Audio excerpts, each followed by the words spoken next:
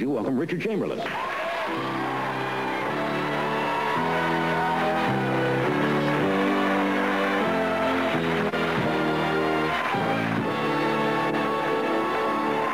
to see you.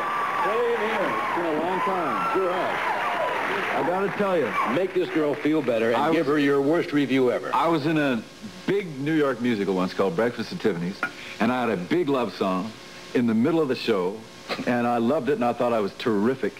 And the director told me to sing it with my hands in my pockets. So I sang the whole thing kind of like that. And the review the next day said I resembled nothing more than a rooster crowing. So there you are. That's nothing. You see, a brick singing is not so bad. I'd rather be a brick singing than a rooster. But at the time, those things really... it's murder. Actors who say they're never bothered by criticism, I never quite understand. I've heard people right here say, no, it doesn't bother me. And I said, well, I think anybody who's sensitive and is out there doing something that you think is good, or that's your craft or art, whatever you want to call it, and somebody says, it's got to hurt. And if you see it in writing especially, it takes on a sort of biblical weight. And if they say you're no good, it's really mortifying for a while. It takes me weeks to recover from a bad review. So, you see, we're getting around this little by little. Good. Happy birthday. I understand you had a birthday yesterday. Thank you. Yes, Happy birthday. Thank you. Although I understand you are not particularly fond of birthdays. Well, I was 38 again, and I'm getting bored with it. You know how it is. I'd rather celebrate somebody else's birthday than my own. As somebody said, it only makes you conscious that you're 1 year closer to the end. Yeah. You know. Yeah.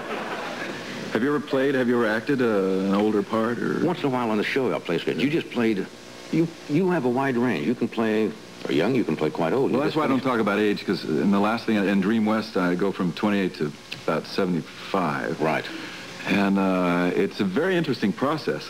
And it's very interesting to try to figure out how to act act older without being too obvious about it. Without doing a character or something. Yeah. How do you do it? Well, you kind of maybe start with a voice, and it gets kind of maybe lower and a little dry, and then maybe the head comes forward a little bit, and it's awfully hard to get up, and things like that. But some people's voices, my grandfather's voice went a little higher. He would start to get up in here, and it would come very slow. Maybe that's my own voice. It just changed as we sat here. Did you find that a challenge? You've done a lot of series, a lot of wonderful things. I've been real lucky. Yeah. The stuff I've gotten in television in the last 8 years or so has been wonderful. I've loved every one of them. And I love Dream West the most. It's about John C. Fremont, who mapped the Oregon Trail and opened up the western part of the country to be.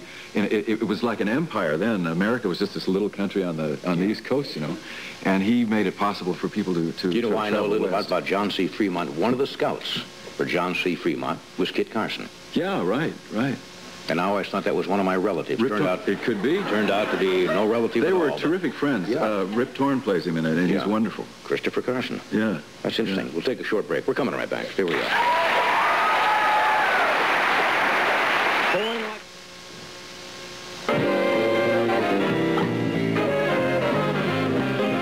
We're back talking with Richard Chamberlain and Terry Goff.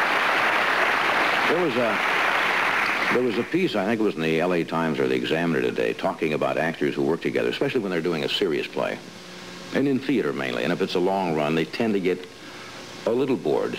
And the things they resort to within the company sometimes to get the other actors either off a little bit or playing a prank without ruining the play are legendary. Did you ever have that happen? Yeah, not quite in that context. I've had some very funny things happen, though. Yeah. I was doing Richard II at the Amundsen here, and was in a very, very serious scene with John of Gaunt, and we had these extremely heavy costumes. They were long, and they were made of very heavy upholstery material. Right. And he had this scene where he walked toward me on this kind of rake stage and really gave it to me, a long, long speech. And he stepped on the hem of his costume. And because his body was trained to make this move, he couldn't stop walking. And he got shorter and shorter as he walked up his costume. And I couldn't believe my eyes. I just broke up totally. Now, what happens to the audience? And they also broke up, and then we finally got him back. But the absolute funniest thing that happened to me was a three-part thing that happened in A Night of the Iguana in New York. I was doing a very serious play. Yeah, it's a very serious play. I was doing it with Dorothy McGuire, who was absolutely brilliant. And it's a real heavy play. And in one of the early acts, two Mexican guys were trying to tie me up to a chaise longue because I'm having an alcoholic fit. So one of the guys was sick, and the other guy had to do it alone, and he'd never done it alone before.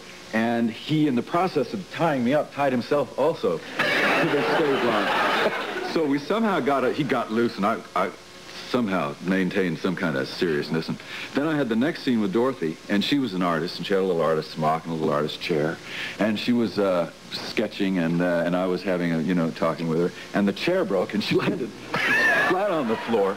But somehow we got through that one. Yeah. And the scene continued. We went down. This was in the round with people right down to the edge of the audience, and somehow we held on to it and got down to a bench right near the edge of the audience, and it was my big moment. It was very serious and big, and there was a huge woman sitting in the front row, and she was just sitting there, and I understand there's a word I cannot say, so she broke wind twice, very loudly. This is called fill in the blanks. Twice. We looked at each other, Dorothy and I, and just went. We were gone for 10 minutes. No, that's tough to overcome. That's tough to overcome. Yeah, 3 in a row is too much. Those are funny. I think the actors sometimes will actually do things, though. Yeah, they do. They do, especially British actors. I unfortunately don't know any of those stories, but they do amazing things. We have to cut away for a second. We'll be back.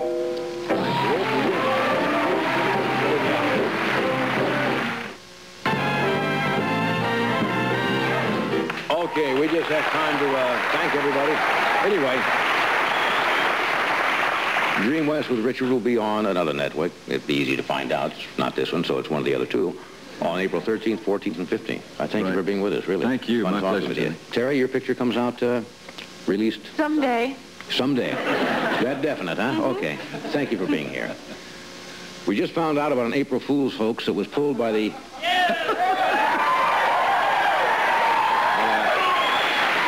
Don't have time to tell you about that one. Oh, come on. All right, it was pulled by the crew of the Titanic in 1912. No one was hurt when the ship went down. Underwater photos taken recently clearly show the orchestra holding their breath and laughing. You asked for it.